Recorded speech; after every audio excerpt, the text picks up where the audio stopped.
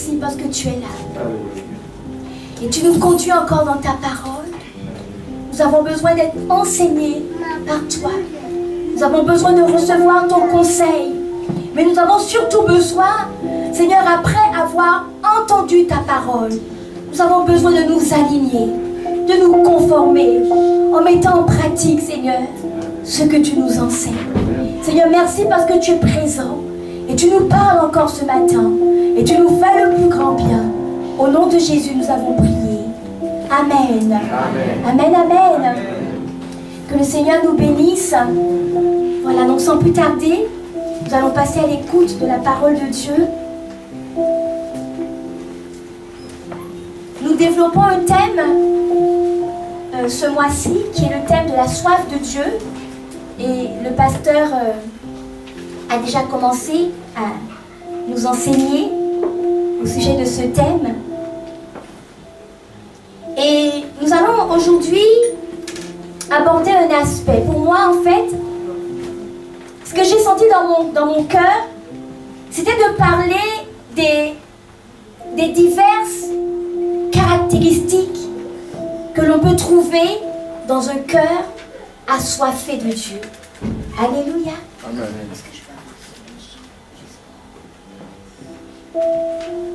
Merci. Alléluia. Et nous allons lire ensemble un passage, mais avant de lire ce passage, je voudrais parler un peu de la soif. Surtout que nous sommes en train d'arriver dans cette période où il y aura le soleil, il y aura l'été. Et quand c'est comme ça, plus nous nous approchons de cette période, et plus notre désir de boire, notre soif s'intensifie. Notre organisme réclame à boire et à boire.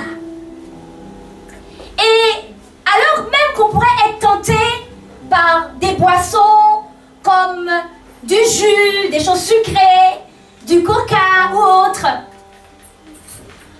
on peut constater que ce genre de boisson n'arrive pas pleinement à étancher notre soif.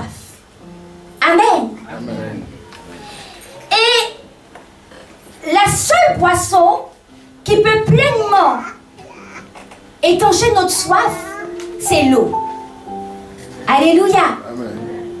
L'eau nous permet réellement d'abreuver notre corps. Alléluia. C'est quand on boit de l'eau qu'on ressent vraiment cette pleine satisfaction.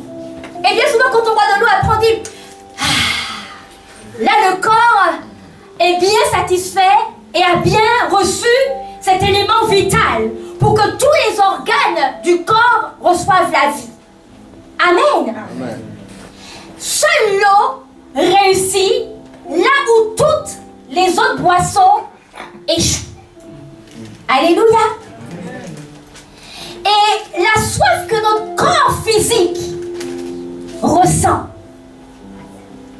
est l'image en réalité de la soif que ressent notre âme. Quand on ramène cela aux choses spirituelles. Amen.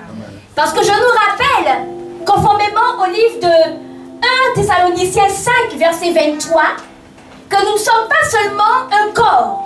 Alléluia. Mais que l'être humain est un esprit.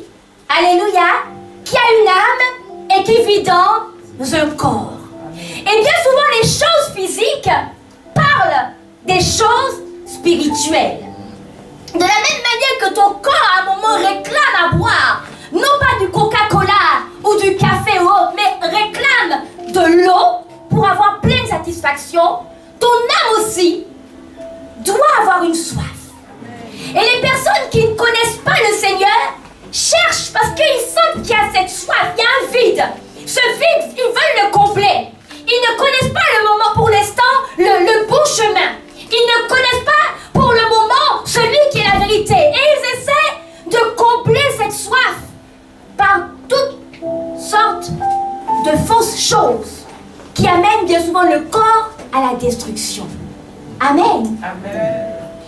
Mais quand nous avons trouvé celui qui nous a aimés le premier, celui qui nous a choisis, celui qui nous a sortis de la mort, alléluia, celui qui nous a sortis des ténèbres pour nous amener à sa lumière. Quand on réalise de là où le Seigneur nous a pris pour nous repositionner à cette place qu'Adam avait perdue, cette place de règne, cette place de joie, cette place de paix parfaite, alors notre âme commence à ressentir cette vraie soif. Alléluia.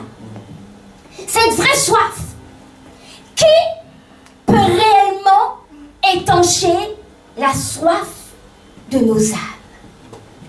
Amen. Quand cette soif s'intensifie, tu arrives à faire la même prière que David dans le livre des Psaumes, où David avait tellement soif de Dieu, tellement soif de la présence de Dieu, que David va s'écrier: mon âme soupire après toi. Et il continue en disant: mon âme a soif de Dieu, du Dieu vivant. Amen. Amen. Et le Seigneur nous dit ce matin: et nous, de qui avons-nous soif? Est-ce que nous avons soif du Seigneur? Amen. Et bien souvent, quand on nous pose cette question, ça peut nous amener à réfléchir et puis peut-être à ressentir une petite culpabilité en se disant: mais est-ce que vraiment j'ai cette soif? Est-ce que réellement je désire Dieu? Est-ce que réellement je veux Dieu? Est-ce que je veux sa pleine présence?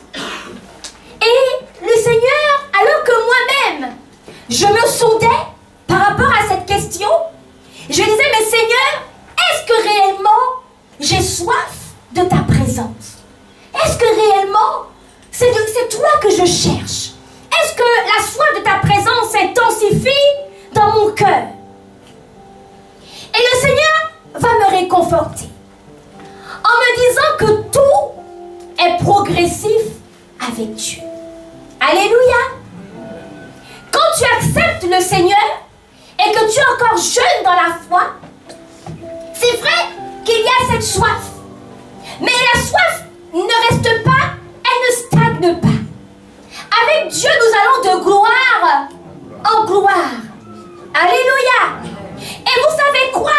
Il y a des petits éléments qui nous font discerner. Est-ce qu'au moins cette soif est dans mon cœur? Est-ce que j'ai envie de prier? Est-ce que j'ai envie de lire sa parole? Est-ce que j'ai envie de venir à l'église?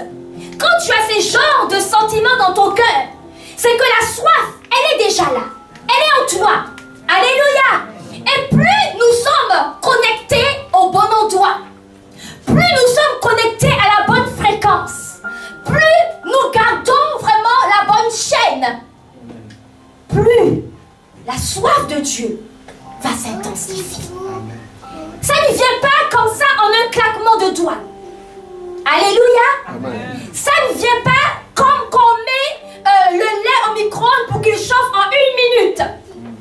Alléluia. Mais Dieu veut t'exercer à la patience. Il veut t'exercer à la persévérance. Mais ce matin, il te dit de persévérer parce qu'il y a déjà cette soif en toi. Je ne sais pas à quel niveau elle est.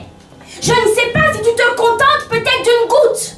Peut-être que pour l'instant, tu ne prends qu'une goutte de cette soif.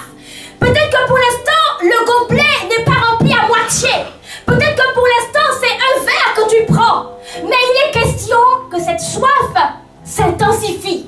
Amen. Il est question que tu grandisses dans la soif de Dieu, au point où il devienne ton tout, ton seul désir. Alléluia.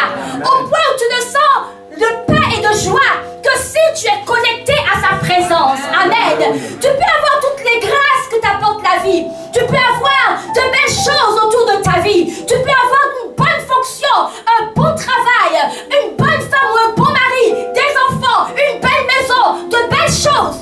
Mais tu ne trouves pas satisfaction Dieu te comble. Seule la présence de Dieu te suffit. Amen. Alléluia. Amen.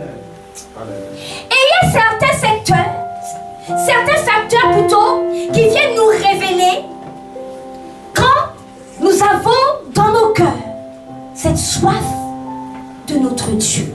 Un cœur assoiffé de Dieu aime Dieu. Alléluia. Là encore, ne te culpabilise pas. Il est question seulement d'aller de l'avant avec notre Dieu. Quelle que soit l'étape où tu en es pour le moment sur le chemin de ta destinée, tu dois grandir. Amen. Et tu es en bonne voie, vers la bonne direction. Vous savez, il y a des chants parfois qui me culpabilisaient. Quand tu dis « Je t'aime Seigneur » et tu dis « Oh là là, mais est-ce que vraiment j'aime Dieu ?» Quand tu regardes que hier, tu as peut-être menti là-bas. Ou bien hier, tu n'as pas osé avouer que c'est toi qui avais fait telle erreur. Ou bien hier, en tout cas, tu as caché quelque chose. Et puis, quand tu chantes le chant, ça vient te culpabiliser. Alors que tu as demandé pardon à Dieu et que tu dis, Seigneur, je veux changer, je veux te connaître, je veux aller de l'avant. Et le Seigneur me disait, quand tu chantes ce chant, c'est une supplication. C'est une prière qui dit, Dieu, je veux t'aimer davantage. Je veux te connaître davantage.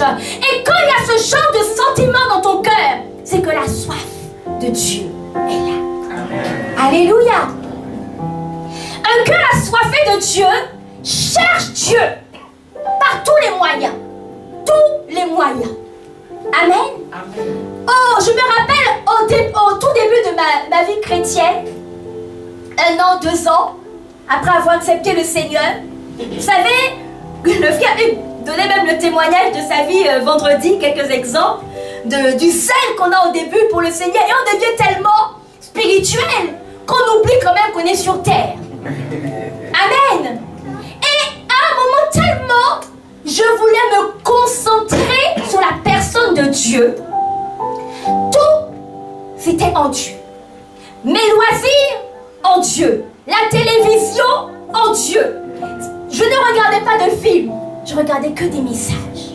Si je regardais des films, c'est des films chrétiens. Il y avait cette soif de Dieu, mais c'était ma manière de chercher Dieu. Alléluia, avec mes petits pas, mais je cherchais Dieu à ma façon. Amen. Et un cœur assoiffé de Dieu cherche Dieu. Peut-être au début, tu cherches